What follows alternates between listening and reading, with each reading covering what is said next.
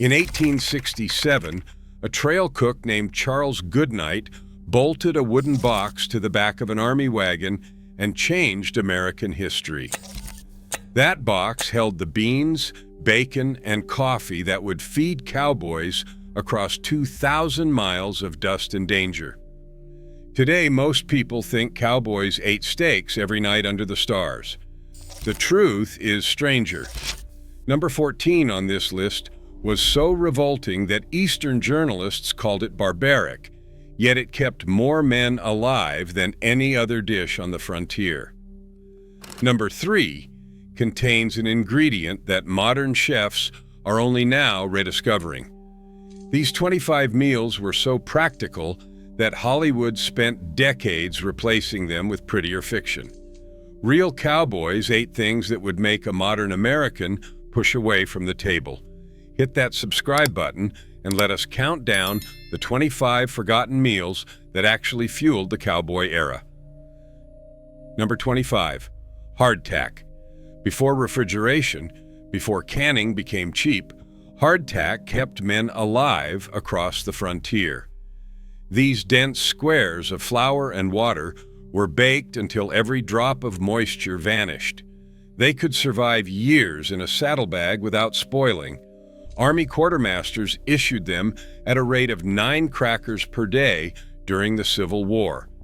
When those soldiers headed west to become cowboys, they brought the habit with them. The biscuits were so hard that men called them sheet iron, worm castles, or tooth dullers. Cowboys soaked them in coffee for 20 minutes just to make them chewable. Some crumbled hardtack into bacon grease and fried the mixture into a dish called skilly-gully. The taste was bland, almost chalky, but the calories were undeniable. A single cracker delivered nearly 75 calories of pure survival. Trail journals from the 1870s record the sound of hardtack cracking between teeth around evening campfires. Men complained bitterly, yet reached for another piece. When supply wagons ran late across the plains, hardtack was often the only thing standing between a cowboy and starvation. Number 24, sow belly and beans. The backbone of the cowboy diet arrived in wooden barrels packed with salt. Sow belly, the cured belly of a pig, could travel for months without refrigeration. Chuck wagon cooks sliced it thick, fried it until the fat rendered crisp, then tossed beans into the same pan to soak up the drippings. By 1880, a pound of salt pork cost roughly 12 cents at frontier trading posts. It was cheap enough that ranch foremen budgeted nearly 200 pounds per month for a crew of 12. The beans, usually pintos or brown beans, were purchased in 100-pound sacks and rationed carefully across long drives. The smell of frying sow belly drifting across the prairie told tired cowboys that supper was close. Men ate with tin plates balanced on their knees, scooping beans with chunks of bread and scraping every last drop of grease. The combination was greasy, salty, and monotonous, but it delivered the fat and protein that hard labor demanded. Number 23, spotted pup. When the trail cook wanted to lift spirits, he reached for rice and raisins. Spotted pup was the cowboy's version of dessert, a simple pudding of boiled rice studded with plump raisins and sweetened with molasses or brown sugar. The dark raisins scattered through the pale rice gave the dish its name. Supply wagons carried dried fruit precisely because it traveled well and provided desperately needed variety. A 10-pound box of raisins might cost 90 cents in Abilene and last a crew through 2 weeks of driving. Cowboys who recorded their memories decades later often mentioned spotted pup with surprising fondness. One trail hand from the Chisholm Trail recalled the dish as the closest thing to home his outfit ever tasted. Served warm from the Dutch oven, spotted pup cut through the endless monotony of beans and bacon with a sweetness that felt almost festive. When supplies ran low, The cook stretched the raisins thin, and men picked through their portions, counting each one. Number 22, coffee gravy. When a chuck wagon ran short of milk, and it almost always did, cowboys improvised. Coffee gravy started with pan drippings from the morning's bacon, thickened with flour, and loosened with leftover coffee instead of milk or water. The result was a dark, bitter gravy that covered biscuits and salt pork alike. The taste was harsh, tannic, and deeply savory. Men raised on their mother's cream gravies might have winced at the first bite. But after a week on the trail, coffee gravy tasted like innovation itself. The caffeine in the gravy provided a mild boost, and the fat from the drippings delivered calories that kept men working through brutal days. Oral histories collected by the Federal Writers Project in the 1930s recorded aging cowboys who still made coffee gravy in their own kitchens, decades after the last great trail drives ended. The dish was ugly, unconventional, and utterly practical. When flour ran low or cost too much, cornmeal stepped in. Corn dodgers were dense little cakes of cornmeal, salt, and water, shaped by hand, fried in bacon grease, or baked on a flat rock near the fire. They came out heavy, golden, and filling enough to anchor a meal when nothing else was available. Cornmeal cost roughly half what wheat flour did at frontier trading posts, making it essential for budget-minded trail bosses. A 50-pound sack could stretch for weeks if the cook was careful. The texture was gritty, the flavor plain, but corn dodgers soaked up gravy and bean liquid like nothing else. Cowboys stuffed them in pockets for the long hours between meals, gnawing on cold dodgers while pushing cattle through arroyos and across swollen creeks. Some cooks added bits of crumbled bacon or a spoonful of molasses to the batter, small luxuries that men remembered for years. Number 20, fried salt pork with red-eye gravy. When cowboys wanted something that passed for a proper breakfast, the cook reached for salt pork and strong coffee. Thick slices of cured pork were fried until the edges curled and browned. Then, while the pan still sizzled, the cook poured in black coffee, scraping up every bit of caramelized fond. The liquid bubbled and reduced into a thin, reddish gravy with a name that matched its appearance. The bite of the coffee cut through the heavy salt of the pork, creating something almost balanced. Men sopped up the gravy with whatever bread was available, chasing every drop across their tin plates. Trail boss accounts from the 1870s note that red-eye gravy appeared most often on mornings after difficult nights, when the cook took pity on exhausted men and offered something beyond the usual monotony. The dish required nothing that was not already in the chuck box, yet it felt like generosity. Number 19, Pecos strawberries. Out on the plains, real strawberries were a fantasy, but beans were everywhere, and cowboys developed a dark humor about their diet. Pecos strawberries was the trail name for plain red beans, served so often that men joked they might as well be fruit. The beans were soaked overnight when time allowed, then simmered for hours with whatever flavoring the cook could manage. They used salt pork, chili peppers, wild onions, or just salt and water. Some outfits ate beans twice a day for weeks at a stretch. A single serving could deliver nearly 15 grams of protein, critical fuel for men burning thousands of calories in the saddle.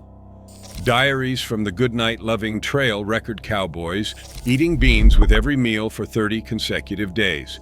Complaints were frequent, but always followed by empty plates.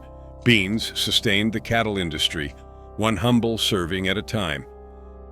First pattern break. Here is where the truth about cowboy cooking gets interesting. The chuck wagon, invented by Charles Goodnight in 1866, was not just a kitchen. It was a pharmacy, a tool shed, and a morale station rolled into one. The hinged box at the rear, the chuck box, contained everything from sourdough starter to castor oil. Cooks guarded their wagons with fierce territorial pride. Any cowboy who reached into the chuck box without permission risked a ladle across the knuckles or worse. The cook's status on a trail drive was second only to the trail boss himself. He woke before dawn, slept after midnight, and had final say over what men ate and when they ate it. His mood could make or break a drive. Cowboys learned to compliment the coffee even when it tasted like boiled saddle leather. Number 18, vinegar pie. Fresh fruit was almost impossible to keep on the trail, but cowboys still craved sweetness. Vinegar pie solved the problem with pantry staples that traveled well. Cooks mixed vinegar, sugar, eggs, flour, and a bit of vanilla or nutmeg into a filling that remarkably tasted something like lemon pie once baked. The acidity of the vinegar mimicked citrus well enough to fool exhausted taste buds. The pie was tangy, sweet, and smooth, a revelation after weeks of heavy starches and salt.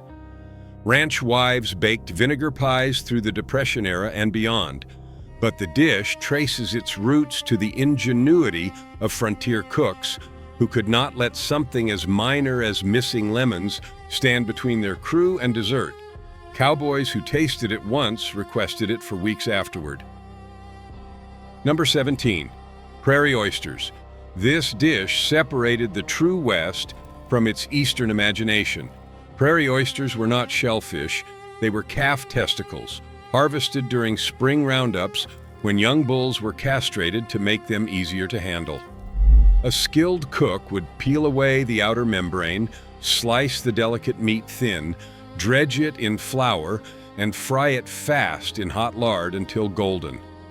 The flavor was mild, almost sweet, with a tender texture that surprised first-timers.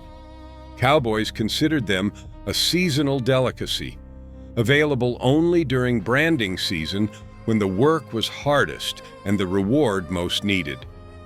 Eastern journalists who visited cattle ranches in the 1880s expressed shock at the dish, but ranch hands ate prairie oysters with relish, knowing that wasting any part of the animal was simply not done.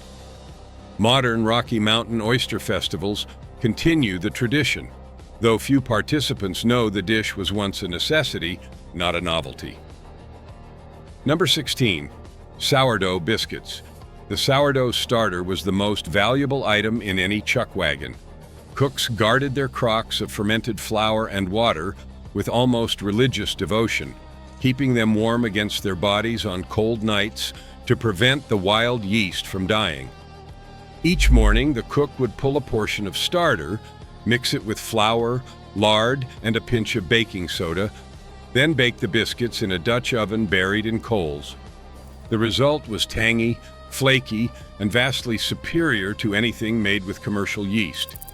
Trail records show that a good cook might bake 60 biscuits each morning for a crew of 12. Men ate them with beans, gravy, or molasses, stuffing extras into pockets for later. When a starter died from cold or contamination, it was a genuine crisis.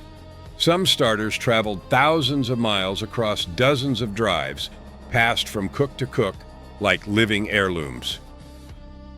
Number 15, jerky. Long before the vacuum-sealed bags at gas stations, jerky was survival itself. Cowboys cut beef into thin strips, salted it heavily, and dried it in the sun or over low smoke until the moisture vanished and the meat turned dark and leathery. Properly made jerky could last for months without refrigeration.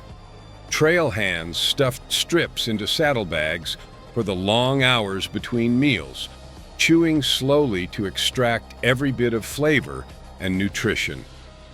The process was borrowed from indigenous peoples who had perfected the technique over centuries.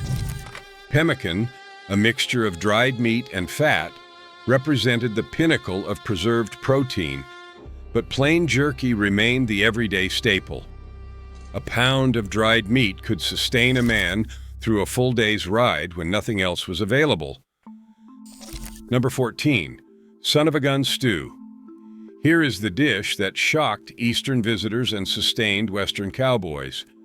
Son of a gun stew, known by a considerably saltier name around actual campfires, used every edible part of a freshly slaughtered calf, including heart, liver, sweetbreads, tongue, brains, and the marrow gut, the tube that connects the two stomachs of a calf and contains partially digested milk.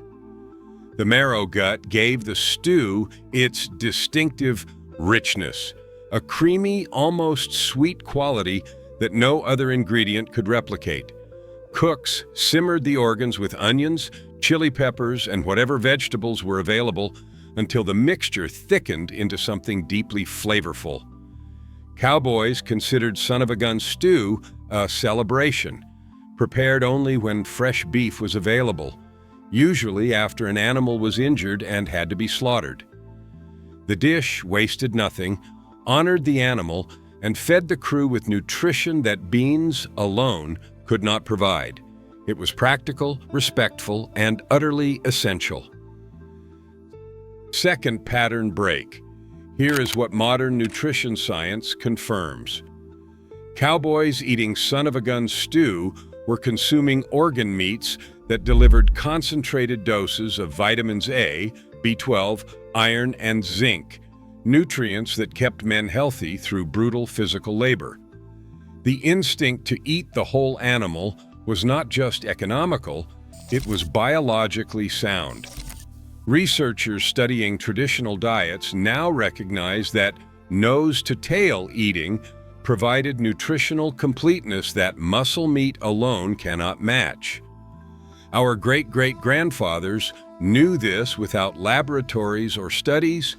They knew it because wasting food was unthinkable, and because the men who ate well worked harder and lived longer. Number 13. Bear sign. When a trail cook really wanted to be popular, he made bear sign. These were fried donuts, simple rounds of sweetened dough dropped into hot lard until they puffed golden and crisp. Rolled in sugar while still warm, they were the closest thing to bakery pastry that the trail could offer. Making bear sign required time, patience, and a generous amount of lard, luxuries that not every cook could afford. When word spread that tonight's dessert was bear sign, men worked faster, knowing that rewards waited at the end of the day. The name likely came from the shape, round and brown like bear droppings, or perhaps from the excitement the treat generated, as if the cook had found something as rare as bear tracks on the prairie. Either way, bear sign entered the vocabulary of the trail as a synonym for something special. Number 12. Stewed dried apples. Dried apples traveled in burlap sacks that could withstand weeks of jostling in the supply wagon. When the cook wanted to break the monotony, he would simmer those leathery rings in water with sugar and a bit of cinnamon until they plumped into something that almost resembled fresh fruit. The aroma alone lifted spirits. Men who had eaten nothing but meat and beans for weeks would close their eyes at that first bite, remembering orchards and farmhouses and the mothers who had packed dried apples into their saddlebags when they left for the territories. By 1875, dried apples cost roughly 10 cents per pound at frontier general stores, affordable enough that even budget-conscious trail bosses included them in supply lists. The dish appeared at the end of meals, a small sweetness to carry men through until morning. Along the Texas-Mexico border, vaquero traditions shaped cowboy cooking. Pan de campo, or camp bread, was a simple flatbread made from flour, lard, baking powder, salt, and water. Cooked in a Dutch oven or directly on a flat rock, it emerged chewy, slightly charred, and perfect for scooping beans or sopping gravy. The technique required no rising time, no careful kneading, and no special equipment. A cook could produce fresh bread in under 20 minutes if the fire was right. Mexican and Texan cowboys passed the recipe back and forth across generations, adapting it to whatever ingredients were available. Some added bits of bacon or chili pepper to the dough. Others kept it plain, respecting the bread's role as a neutral canvas for whatever else the meal offered. Number 10. Chuck wagon chili. The chili that cowboys actually ate bore little resemblance to the bean-heavy versions that dominate modern competitions. Trail chili was primarily meat, usually beef or venison, stewed with dried chili peppers, garlic, onions, and cumin. Beans, when they appeared at all, were served alongside rather than mixed in. The dish traced its roots to the chile con carne of San Antonio, where Mexican and Anglo foodways collided into something new. By the 1880s, chili queens sold their versions from open-air stands in Military Plaza, and cowboys carried the taste back to ranches across the West. The heat of the peppers preserved the meat slightly and masked any off flavors that might develop in the days before refrigeration. A pot of chili could simmer for hours, improving with time, feeding men in shifts as they rode in from work. When canning technology became affordable in the 1870s, tinned tomatoes transformed chuck wagon cooking. Cowboys ate them cold, straight from the can, as a refreshing break from heavy starches. They ate them stewed with rice, mixed into beans, or cooked down into primitive sauces. The acidity of tomatoes cut through the grease of fried pork. The moisture provided relief on dusty trails. The vitamins, particularly vitamin C, helped prevent scurvy on long drives when fresh produce was impossible. Trail outfits began budgeting for canned goods by the case, recognizing that a few cents per tin was worth the boost to morale and health. Diaries from the 1880s record cowboys fighting over the last tomatoes in the wagon, treating them as precious luxuries rather than ordinary vegetables. Number 8. Cornmeal mush. When supplies ran desperately low, cornmeal mush kept men alive. The cook would boil cornmeal in water until it thickened into a porridge, then serve it plain, or when possible, topped with molasses or bacon drippings. The dish was filling in the way only starch can, sitting heavy in the stomach and providing hours of slow-burning energy. It was also deeply, profoundly boring. Men choked it down because the alternative was nothing at all. Leftover mush was sliced and fried in lard and served for breakfast as fried mush, slightly more interesting but fundamentally the same. The dish represented the floor of cowboy cuisine, the meal that appeared when everything else had failed. Its presence on the plate was never welcome, but always accepted. Number 7. Biscuits and gravy. The combination that would become a Southern diner staple began around cowboy campfires. Fresh biscuits, still warm from the Dutch oven, were split open and drowned in cream gravy made from pan drippings, flour, and milk when available, or coffee and water when not. The gravy stretched expensive ingredients further, turning a few biscuits into a complete meal. The richness of the fat coated the mouth and satisfied hunger in a way that bread alone never could. Cowboys ate biscuits and gravy for breakfast, lunch, and sometimes supper, depending on what else was available. The dish required nothing fancy, no rare ingredients, no complex technique. It asked only that the cook know how to make a roux and time his biscuits right. Third pattern break. Here is something the movies never show. Cowboys drank astonishing amounts of coffee, sometimes a gallon per man per day. Arbuckle's Ariosa coffee dominated the frontier market so completely that cowboys used the word Arbuckles as a generic term for any coffee at all.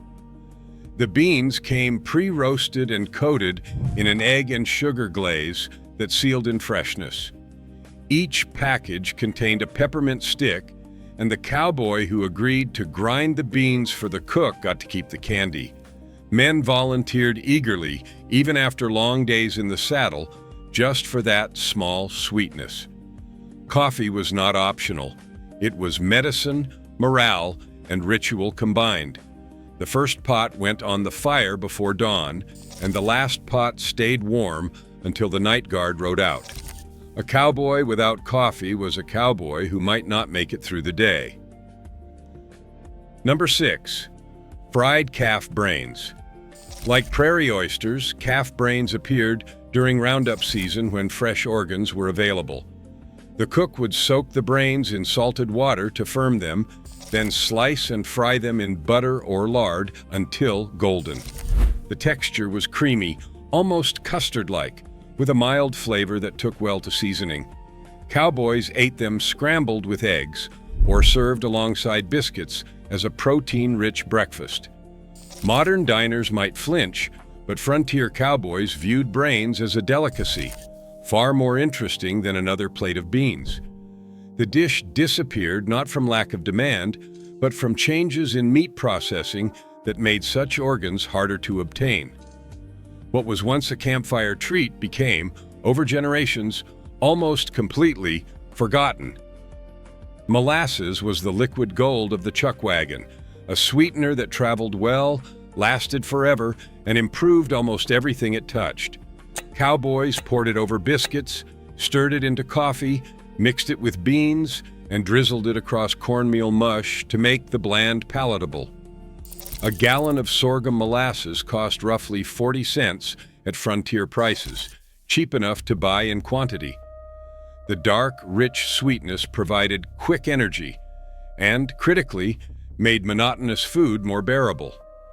Trail cooks learned to guard the molasses crock carefully. Cowboys were known to sneak spoonfuls when no one was watching, treating it like candy in a world where actual candy rarely appeared. Number 4. Skunk Egg Stew. Onions were precious on the trail, flavorful and long-lasting enough to survive weeks in the supply wagon. Cowboys called them skunk eggs, and any dish that featured them prominently earned the name. The stew typically combined potatoes, onions, and whatever meat was available, simmered until everything softened into a thick, fragrant mass. The onions provided flavor that salt pork alone could not match, lifting simple ingredients into something that actually tasted like dinner. Cowboys who grew up on farms often remembered skunk egg stew as the closest the trail came to their mother's cooking. The onion's sweetness, developed through long simmering, provided comfort that beans and hardtack never could. Number 3. Marrowbone soup. Here is the secret ingredient modern chefs are rediscovering. When a cow was slaughtered on the trail, experienced cooks saved the leg bones and cracked them to expose the marrow. Simmered for hours, those bones released collagen, fat, and minerals that turned plain water into rich, restorative broth. Cowboys recovering from illness were given marrowbone soup to rebuild their strength.